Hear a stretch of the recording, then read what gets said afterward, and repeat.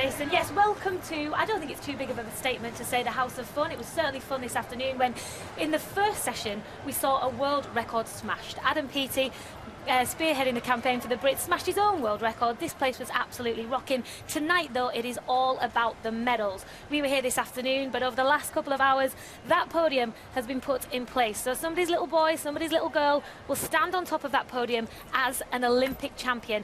That is going to happen over the next couple of hours. Becky Adlington, 4-time Olympic medalist. Mark Foster, 5-time Olympian. Before we get into the specifics of who might be up there for Britain, let's talk about the British team in general. Expectations for the week, because one of the hardest selection processes in the world. How often are we going to see them up on that podium? It's a tough team this year. For London, we had Head when he said, we're going to need caffeine if you want to watch this live back in Britain, because it is we're going to need caffeine here. It's going to be some early mornings back in Britain, yeah, but plenty of big names putting in huge performances.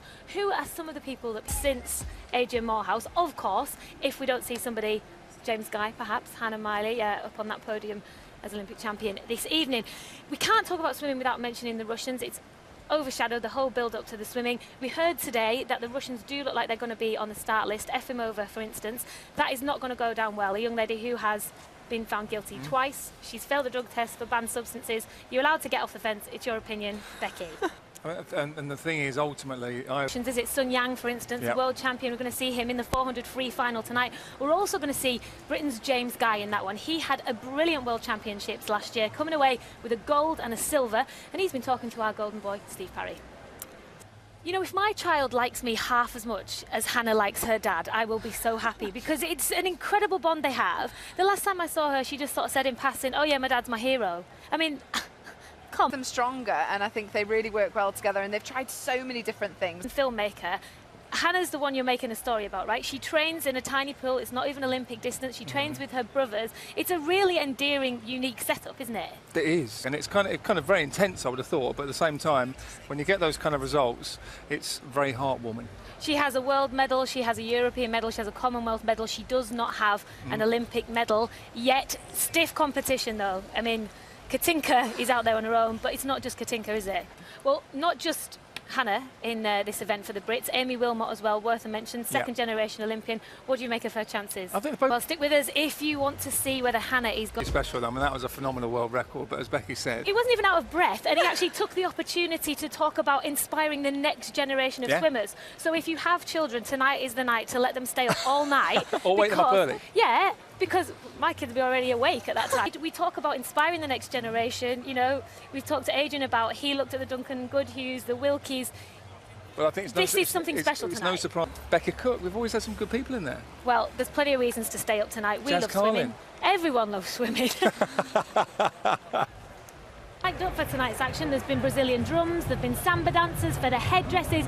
We had to make Mark take his headdress off before we came on television. I was sousering around the table. And why wouldn't Salsa you? lessons. Yeah. After this morning, the heats were very successful, weren't they? 6 out of 7 British swimmers booked themselves in the finals and semi-finals tonight. What are you most excited about, Becky? Talking about James Guy, we've said a couple of times, not his favourite swim this morning, not his best time, but there's no point in writing him off, is there? It was a good. The only person who could get himself onto that podium this evening. Hannah Miley and Amy Wilmot also booked themselves places in the finals of the 400-metre individual medley. Let's talk to Sharon Davies, who's down there in the mix zone. She's the first lady who sees the girls when they come out of the pool. Sharon, what did you make of their swim? Who very nearly broke the world record earlier this morning. She didn't quite manage to do it. One guy who did manage to do it, much to the delight of you guys. I come from Max Litchfield, and not just Max, his younger brother Joe was a European junior champion earlier this year. So lots of early mornings in that household, isn't there? Right, let's look ahead to the women's 100-metre butterfly. I know Sharon's going to try and grab Max, and we'll keep an eye out for if and when that happens. But Sarah Sjostrom, Dana Vollmer, defending Olympic champion in the American, Sarah Sjostrom, world record holder. Sarah Sjostrom, I mean, is anyone going to... Would it be fair to say that she's almost a victim of her own success? She's got way too many events, hasn't she? Right, let's hear from Max Litchfield, because he's with Sharon now. Well, huge congratulations to Max Litchfield. Not a bad day at the office for him, was it? First Olympics, first final to come away fourth. Congratulations. Store that name in your memory banks, I think. Right, plenty of roars. It is time now for the women's 100-metre butterfly semi-finals. Adrian, Andy, over to you. Right, we will be back with the guys for the second semi-final in a minute, but we've been joined by Justin Rose.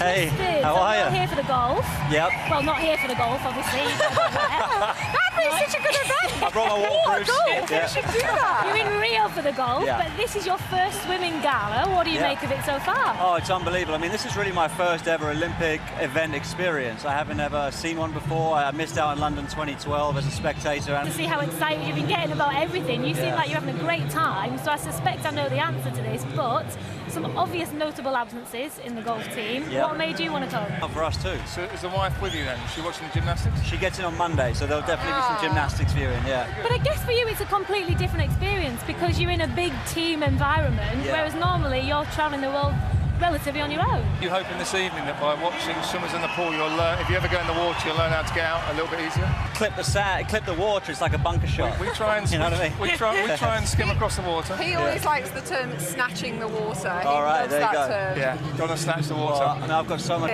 He's in far less need of golf lessons than I am swim lessons. Yeah. Watch this space, I'm sure there's a sport relief challenge coming on. Right, Adrian Morehouse, Andy Jemison, take us through this second semi-final. So, a new Olympic record for Sarah Sjostrom. We're going to see a lot more of her this week. Very, very fast indeed. Very impressive. She will no doubt be one of the standout stars of the Games. Talking of standout stars, Justin Rose, when you walk around the village, because you've been in there a couple of days, you're obviously a sportsman at a certain level. What's it like when you see, are there people that you get starstruck by? A sprinter or, that's a gymnast, and, just got to admire basically all the different types of athletes that there are in the village, and, everyone. Otherwise, don't tell him when you go in, because you only have to look at the colour of his feet to know you love a golf course. Because my feet are very white. Yeah, you have a permanent golf tan mark. So from your experience, Mine's about here and here, yeah. I got the same. So from your experience in the village, what sport would Helen Skelton do? Be careful. Okay, yeah. I'm not an expert yet, let's put it Listen, I that know way. it's post-watershed, guys, but we're straying into dangerous territory. Let's turn our attention to James Guy, shall we? 400 freestyle final. We've talked a lot about him maybe not being the happiest bunny this morning, but how confident are you that he can do something in this final? Yang, the reigning Olympic champion, because he's a boy with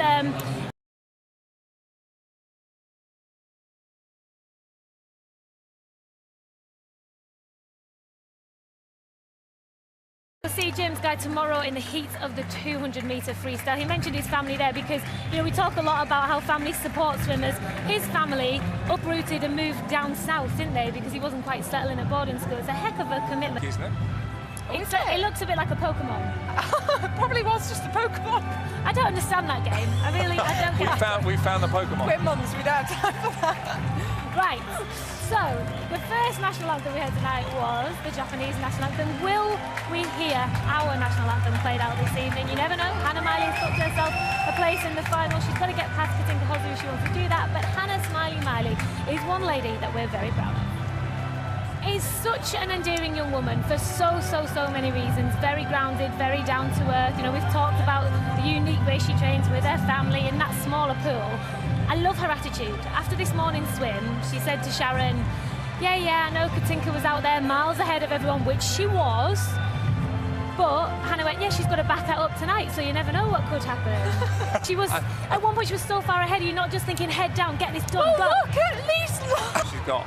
That was a heck of a race. We all thought this was going to be the chance that Hannah Miley got the Olympic medal that she deserved. Let's hear from her now. Hannah, we love you. Miley agonisingly close to an Olympic medal, just missing out. She may not be leaving here with a new piece of jewellery, but you know what?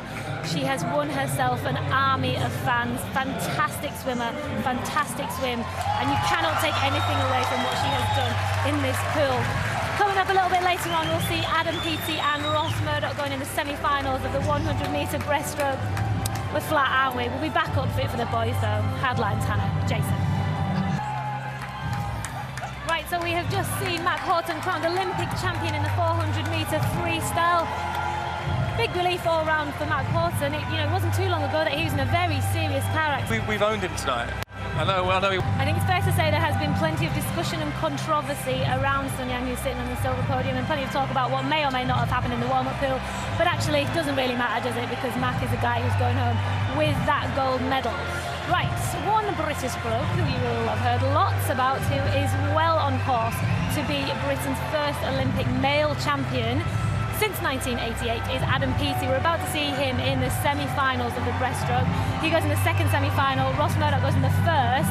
Let's talk to Adrian Morehouse, our last male Olympic champion. After he broke that world record this morning, he seemed so relaxed and so confident, and he even took, I mean, he was talking down the line to the journalists for about 40 minutes, wasn't he? He seemed so relaxed and spent a lot of time talking about inspiring youngsters, Andy. How impressive is that?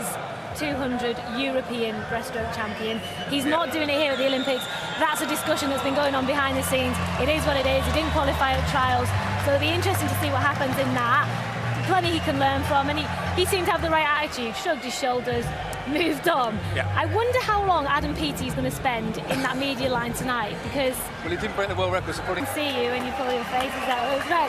Adrian and Andy, talk us through the next one, because we've got the women's 4x100 women's relay. The Australians went out and set a phenomenally quick time this morning, didn't they?